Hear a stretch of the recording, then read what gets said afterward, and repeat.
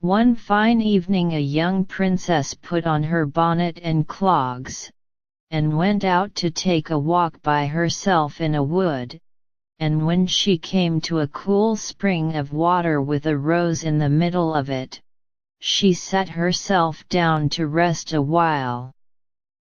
Now she had a golden ball in her hand, which was her favorite plaything, and she was always tossing it up into the air, and catching it again as it fell. After a time she threw it up so high that she missed catching it as it fell, and the ball bounded away, and rolled along on the ground, until at last it fell down into the spring. The princess looked into the spring after her ball, but it was very deep, so deep that she could not see the bottom of it. She began to cry, and said, "Alas! If I could only get my ball again, I would give all my fine clothes and jewels, and everything that I have in the world." Whilst she was speaking, a frog put its head out of the water, and said, "Princess, why do you weep so bitterly?" "Alas," said she, "what can you do for me, you nasty frog? My golden ball has fallen into the spring." The frog said, "I do not want your pearls, and jewels, and fine clothes, but if you will love me, and let me live with you and eat from off your golden plate, and sleep on your bed, I will bring you your ball again." "What nonsense!" thought the princess, "this silly frog is talking. He can never even get out of the spring to visit me, though he may be able to get my ball for me, and therefore I will tell him he shall have what he asks." So she said to the frog, "Well, if you will bring me my ball, I will do all you ask." Then the frog put his head down, and dived deep under the water, and after a little while he came up again, with the ball in his mouth, and threw it on the edge of the spring. As soon as the young princess saw her ball, she ran to pick it up, and she was so overjoyed to have it in her hand again, that she never thought of the frog, but ran home with it as fast as she could. The frog called after her, "Stay, princess, and take me with you as you said." But she did not stop to hear a word.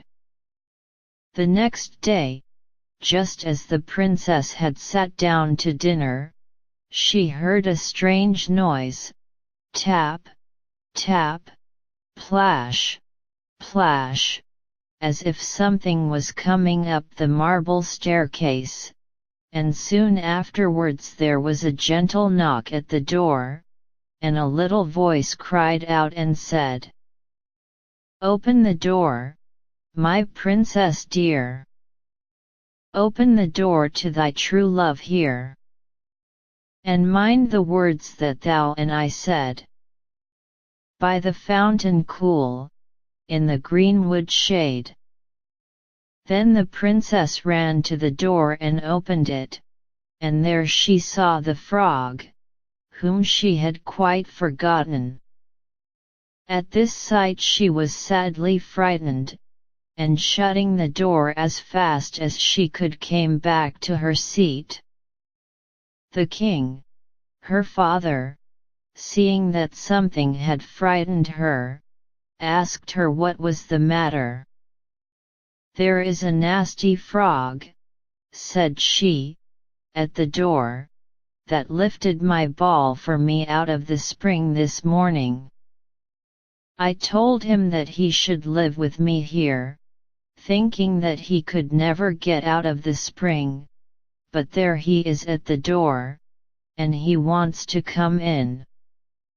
While she was speaking, the frog knocked again at the door, and said, "Open the door, my princess dear. Open the door to thy true love here. And mind the words that thou and I said. By the fountain cool, in the greenwood shade."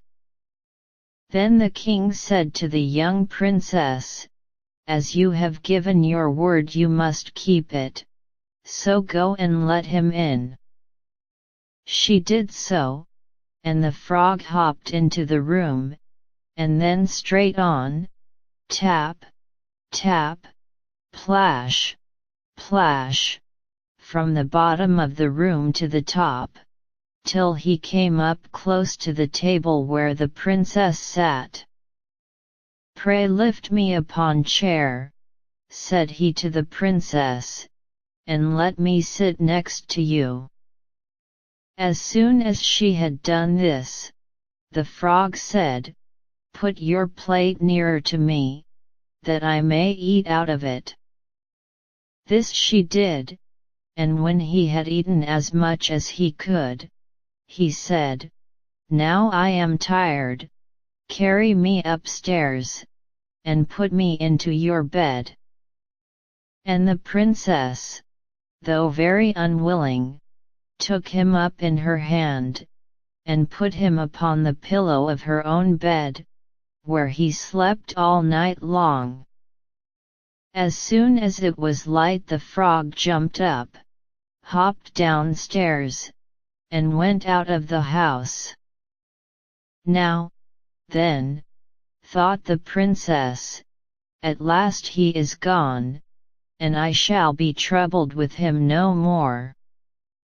But she was mistaken, for when night came again she heard the same tapping at the door, and the frog came once more, and said, "Open the door, my princess dear. Open the door to thy true love here.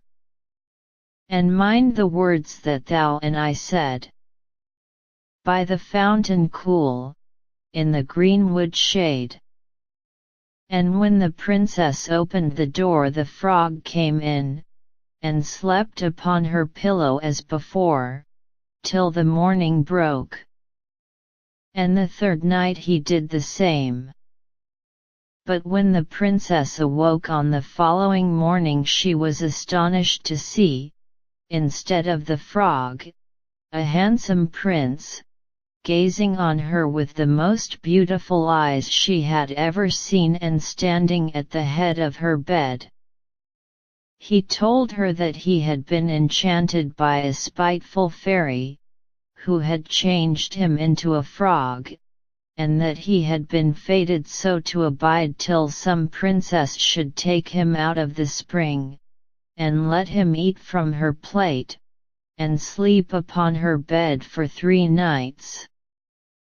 "You," said the prince, "have broken his cruel charm, and now I have nothing to wish for but that you should go with me into my father's kingdom, where I will marry you, and love you as long as you live."